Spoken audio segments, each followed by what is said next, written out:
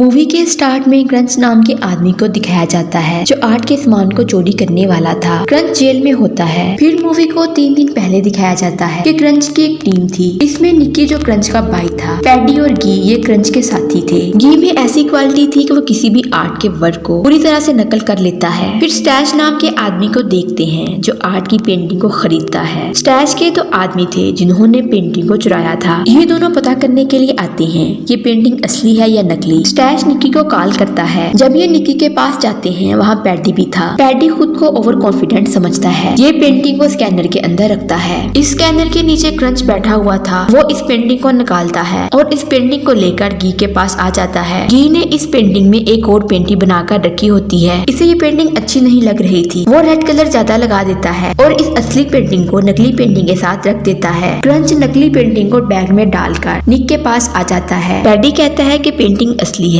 और स्टैश इसको लेकर चला जाता है। थोड़ी देर आगे जाते हुए स्टैश के हाथ में पेंट लग जाता है जिससे इसे पता चल गया था ये पेंटिंग चेंज हुई है। ये दोबारा इसके पास जाने लगता है तो वहाँ पुलिस आ जाती है, इसलिए सब लोग भाग जाते हैं मगर निकी पकड़ा गया था। फिर मूवी को प्रेजेंट में दिखाया जाता है जहाँ क्रंच को पुलिस ने पकड़ लिया था और इसे 7 साल की सजा हो गई थी। फिर 7 साल बाद दिखाया जाता है क्रंच जेल से आजाद हो गया था। इसने आर्ट चुराने वाला काम छोड़ दिया था। लोला क्रंच की फ्रेंड बन जाती है। लोला का भी एक फ्रेंड होता है, इसका नाम फ्रेंसी होता है। क्रंच ने इसे चोरी करते हुए पकड़ा था। ये इसे पुलिस के हवाले नहीं करता बल्कि अपने पास ही इसे जॉब दे देता है। अब ये क्रंच के साथ ही रहता है। क्रंच बाइक से स्टंट करते हुए नीचे गिर जाता है। इसके बदले इसे $800 मिलने थे। नेक्स्ट निक्की को एयरपोर्ट पर दिखाया जाता है जहाँ इंटरपोल के लोग उसे पकड़ लेते हैं। इसमें विंटर और बिग 2 लोग होते हैं। बिग इंटरपोल में होता है जबकि विंटर वो भी एक पहले आर्ट का चोर था। ये भी जेल में जा चुका था। इसके बाद बिग ने विंटर को अपने साथ काम पर रख लिया। विंटर का ये काम था कि उसने ये चेक करना होता है कि पेंटिंग असली है या नकली। इसके बदले में इसे जल्दी छोड़ देने का फैसला किया गया था। इनको निक्की के बैग से पेंटिंग मिलती है। विंटर इस पेंटिंग पर केमिकल डालकर ये चेक करने की कोशिश करता है कि ये पेंटिंग असली है कि नहीं। जब वो चेक करता है इसे पता चलता है ये पेंटिंग असली नहीं है। वो इसके पीछे खड़े एक इंसान के बैग में होती है। वो आदमी भी निक्की का होता है। इसका नाम सनी है। फिर निक को छोड़ दिया जाता है। वो सनी के पास जाता है और इससे बैग ले लेता है। सनी को रकम देने की बजाय इसको स्टिक मारकर वहाँ से भाग जाता है। सनी क्रंच के पास चला गया था जो इसे बहुत मारता है। सनी इससे निक्की का एड्रेस पूछता है। ये इसे कहता है कि मैं निक्की से बहुत सालों पहले मिला था। सनी क्रंच की बाइक ले जाता है। इधर क्रंच को पता चलता है कि निक्की अभी भी पेंटिंग चोरी का काम करता है। क्रंच पैडी को कॉल करके कहता है कि मैं भी वापस आ रहा हूँ। ये फ्रेंसी के साथ पैडी के होटल इससे मिलने आता है। वहीं इसे निक्की भी नजर आ गया था। ये दोनों आपस में लड़ते हैं। पैडी इनसे कहता है कि इस काम के हमें $1.5 मिलियन मिलेंगे। मैं कुछ दिन पहले रेवर नाम के आदमी से मिला था। वो बड़ी बड़ी पेंटिंग खरीदता है और इसने बताया था यहाँ एक बुक बहुत वैल्यूएबल है। उस बुक का नाम गॉस्पेल है। ये बुक म्यूजियम में रखी हुई थी। इस बुक को कुछ दिन पहले ही किसी ने म्यूजियम से चुराया है, लेकिन म्यूजियम के लोग बुक चोरी होने के बाद बाहर नहीं आए। इन्होंने वहाँ इस जैसी नकली बुक को म्यूजियम में रख दिया था और ये बुक पुलिस को मिल जाती है। पैडी इन्हें बताता है कि इस सैटरडे को पुलिस इस बुक को चेक करवा रही है कि ये बुक असली है या नकली। और ये भी कहता है कि अगर पुलिस को पता चल गया कि ये बुक असली है और म्यूजियम में रखी हुई बुक नकली है, इस बुक की कीमत बहुत ज्यादा हो जाएगी। अब इन लोगों का प्लान ये था कि वो असली बुक को पुलिस से चुरा ले। क्रंच नहीं मानता क्योंकि वो कहता है कि वहाँ काफी सिक्योरिटी होगी और हर तरफ कैमरे भी लगे होंगे जिसकी वजह से हम पकड़े जा सकते हैं। ये काफी साल पहले जेल में रह चुका था इसलिए अब दोबारा नहीं जाना चाहता था, लेकिन ये अपनी फ्रेंड लोला के कहने पर मान जाता है। ये उस आदमी से मिलते हैं जो पुलिस के अंदर की बातें इन्हें बताता है। ये इन्हें बताता है कि लोया नाम की लेडी आएगी इस बुक को चेक करने के लिए। वो बताएगी ये बुक असली है या नकली। ये ओला को जानते हैं क्योंकि कुछ टाइम पहले ओला और पैडी के बीच में रिलेशनशिप था। क्रंच गी को कॉल करके भी इस प्लान में शामिल कर लेता है। अब गी को पुलिस एयरपोर्ट पर रोक लेती है।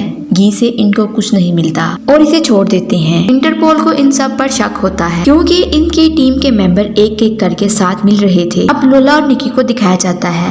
निक्की लोला को ऑफर करता है वो मेरे साथ मिल जाए। लोला एग्री हो जाती है। निक्की एक प्लान बनाता है और सबको बताता है कि गी एक बुक बनाएगा जो बिल्कुल असली बुक जैसी होगी। फिर एक आर्ट वर्क को बाय करेंगे और बुक को इस आर्ट वर्क के अंदर देंगे। क्रंच इस आर्ट वर्क को लेकर बॉर्डर क्रॉस करेगा। पुलिस इसे रोक लेती है क्योंकि पुलिस को पता था था। क्रंच आर्ट चुराने में काफी एक्सपर्ट है। फिर पुलिस इसके बैग की तलाशी लेंगे और क्रंच इन्हें बताएगा ये आर्ट वर्क मैंने खरीदा है। पुलिस इस आर्ट वर्क के बारे में पता करवाने की कोशिश करेगी ये इसने चुराया है या खरीदा है। इसमें कुछ टाइम लगेगा। वो इस आर्ट वर्क को एक सेफ जगह में रख देते हैं और क्रंच से कहते हैं कि वो इस आर्ट वर्क का पेपर लेकर आए। निकी और फ्रेंसी इंटरपोल के लोगों का ध्यान भटकाएंगे। पैडी ओला को सही करेगा। गी पुलिस स्टेशन जाता है। ओला की जगह लोला कॉल करती है और कहती है कि मैं किसी प्रॉब्लम की वजह से नहीं आ सकती, इसलिए मैंने फ्लिप को भेजा है। क्रिंच ओला को कॉल करेगा और इससे कहेगा कि हमें तुम्हारी जरूरत नहीं है और ना ही हमें बुक चेक करवानी है। गी अंदर जाता है क्योंकि रूम में कैमरा नहीं था। गी आर्ट वर्क से बुक निकाल कर लाएगा और असली बुक को आर्ट वर्क के अंदर रख देगा। गी चला जाता है। अब क्रंच पेपर वर्क के साथ आता है और इस आर्ट वर्क को ले जाता है और इसके पास अब असली बुक आ गई थी।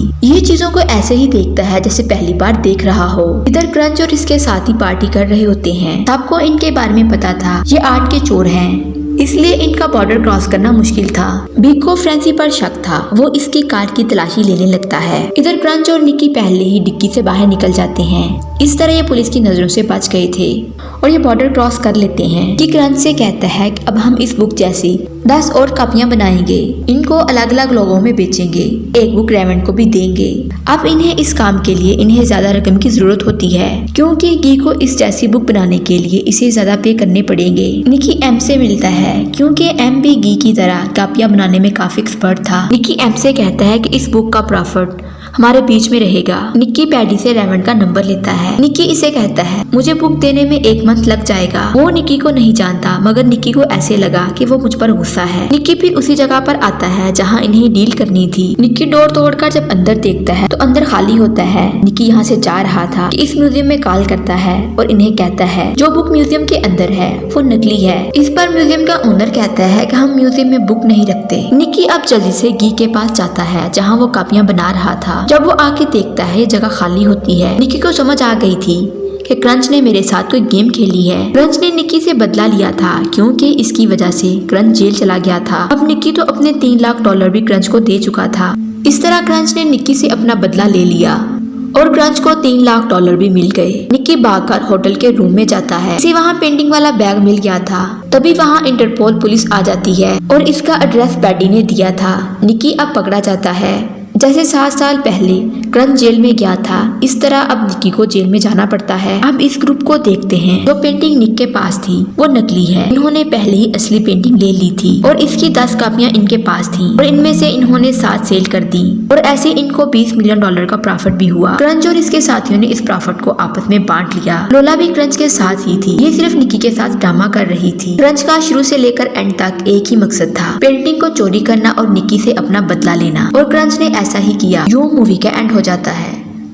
वीडियो अच्छी लगे चैनल को लाइक, शेयर एंड सब्सक्राइब जरूर करें।